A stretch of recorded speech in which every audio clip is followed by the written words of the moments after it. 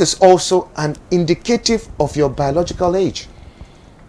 If your anus is very strong, it makes you a young person. If it is weak, it makes you an old man. So you can be 25 and start having prostate problems because you don't take care of your anus. This is something that young people should take very critical note of. Now, the anus is as important as your mouth. So as you wash your mouth every morning, you should also wash your anus. I'm going to show you a slide on some of the things that cause us to have erectile dysfunctions. So we'll call, blow it up, let everyone see it.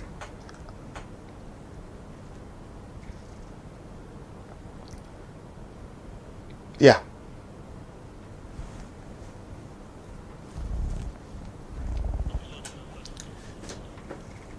Yeah, so you see all these things, stress and anxiety can cause you.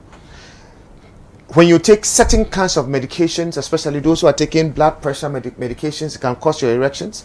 Those who are into alcohol, those who are into cigarette smoking and all those things, they can affect your erection. So heart diseases, cholesterol, blood pressure, and all these things can't affect your erection. Now, I would want you to see this here. You can see, I want you to be able to identify where your prostate is located. And then you understand how ejaculation takes place in a man. Now, if you look at the diagram I have, you have an erect penis, and you can see that there's a whitish thing down there. That is the testicles. That is where the sperm is produced.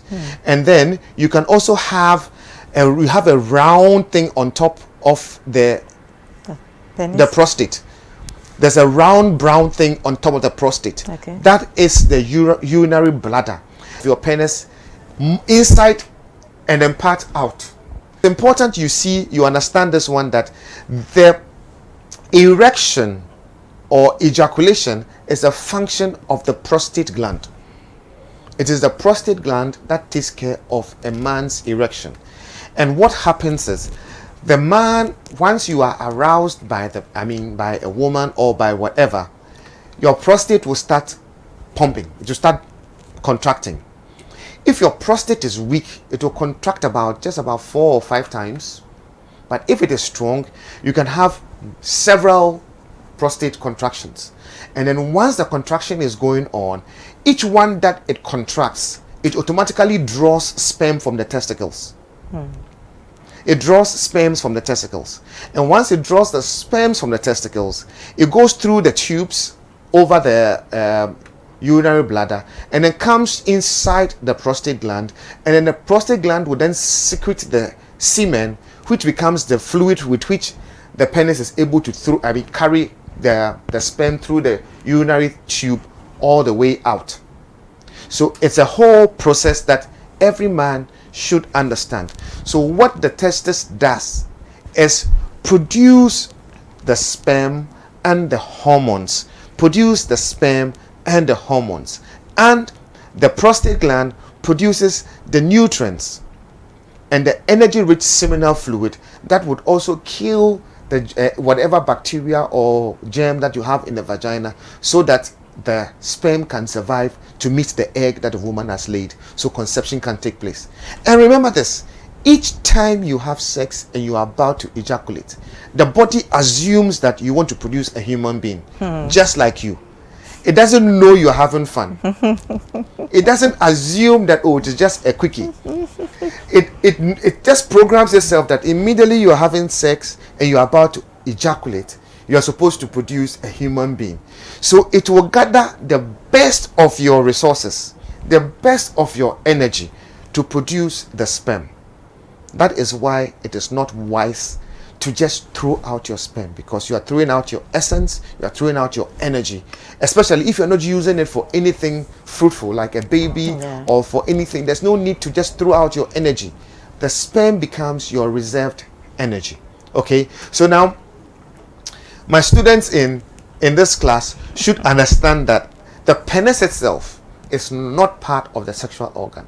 It's just a vessel that carries the sperm and the excitement out. It doesn't do really anything besides the excitement. It will use it to excite the prostate, for the prostate to pulse.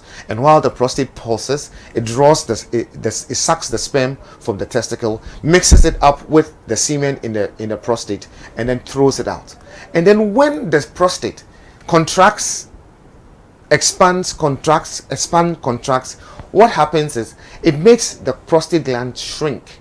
So if your prostate gland is not pulsating, if it is not extracting and contracting, it becomes swelling. And when it becomes big, it blocks your urinary flow. That is when you have urinary retention and all the prostate problems that we talk about. So it is good to have your prostate pulsate. And it only pulsates when you're having an orgasm. So it means it's good to have sex. It's good to have orgasms. Well, not sex would bring the orgasms. Of course. Yes. It is good to have sex that you would have multiple orgasms. And it is not only women who can have multiple orgasms. Men can also have multiple orgasms. This is how the sperm is produced by a man. And I would want, let's look at it. Blow it up. Let every man look at it. Yes. So the prostate gland will pump. Erection comes. And then once erection comes and the stimulation, the prostate will draw sperm from the testicles, and as it pumps, and then it throws out the sperm. That is how it works here. That is exactly what happens when you ejaculate. And it takes out a lot of your energy. A lot of your energy. And this is something that men should know. So when you ejaculate, the secretion produced from the prostate contains hormones and your vital energy. And then you see this secretion, it constitutes your sperm and semen. Constitutes your sperm and semen. And note that every man, normal, average, healthy man, you produce 2 million sperms a day.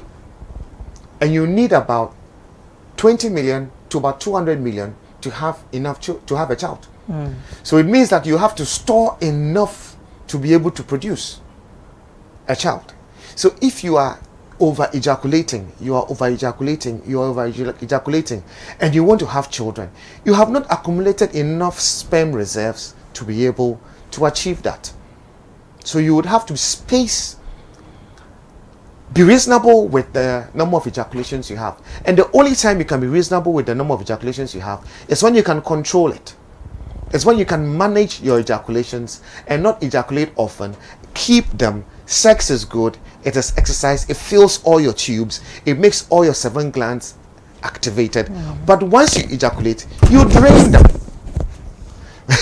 Once you ejaculate, you drain all your glands. So all you are trying to tell us is we should have sex, but you don't need to ejaculate every time you have sex. And I'm saying this so that the women would understand that when your husband is having sex with you and he's practicing what Papa Kwame or Mr. Smooth is teaching, and he's moving his sexual energy up and not ejaculating, it's not that he's not enjoying the sex he's having, only that he's trying to save himself, protect himself, and keep energy. Now you try this. You have sex and halfway in between, don't ejaculate.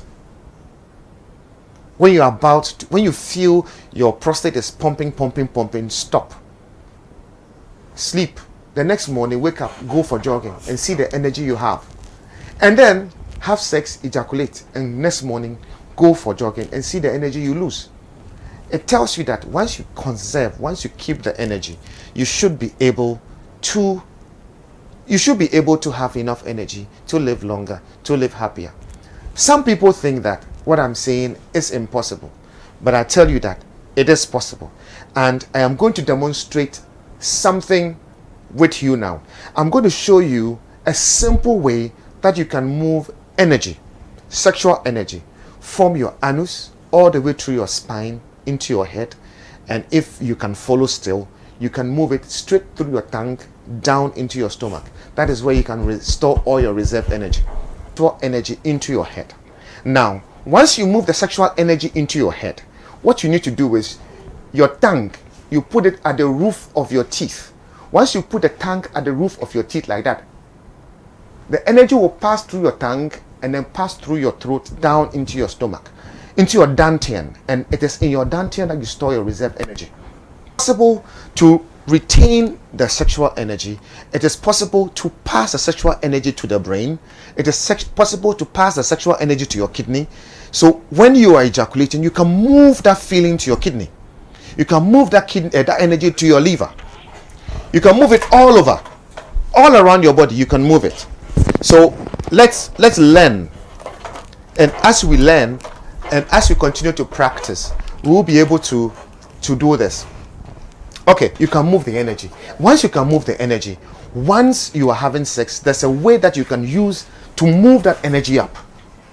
Move the energy through the spine while having sex. While having sex. Okay. While having sex. So that once you move the energy when you are orgasming, you will not lose erection and you will not throw out sperm, but your prostate will pump, right? And then once it pumps, it becomes smaller. If your prostate doesn't become active, if it doesn't contract and expand, it becomes swollen. That is why if you are celibate, it's not good for your prostate health. It's not healthy for your prostate, because your prostate gland should pulsate, and the more it pulsates, the more it becomes smaller.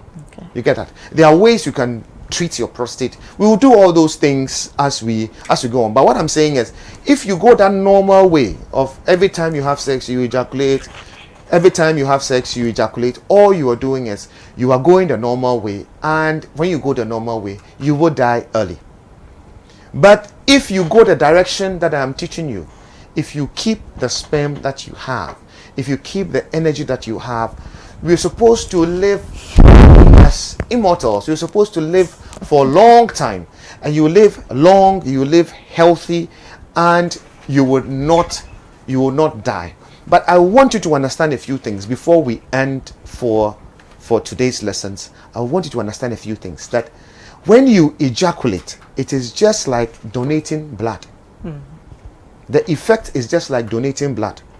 So when you donate blood, you are given some time to rest. Each time you donate blood, you're given time to rest. You don't donate two pints or 2 bottles in a day. In the same way, you should learn not to be throwing out 2 rounds, 3 rounds in a day, because when you do so, you are losing your essence. You need to eat well, you need to sleep well, and you also need to massage your testicles and then work on your anal sphincter muscles. I'm going to teach you all those things as we go on. But sex is good, and orgasms are what makes us, they are what makes us going. They are amazing, and we would not hide all these things from people, because people have been so ignorant all these years, and we are just using this program to enlighten people, to open up people's minds, to open up people to accept that sex is not dirty, because it's a perfect creation of God. But you know what? The adults class will close for now. Next week we'll come back. But you know what? My name is Abakwam Namo. You can call me Mr. Smooth. Bye for now, and I know you enjoyed the class. Be a good student. Keep revising. That is practicing. And we'll be back next week with ejaculation management.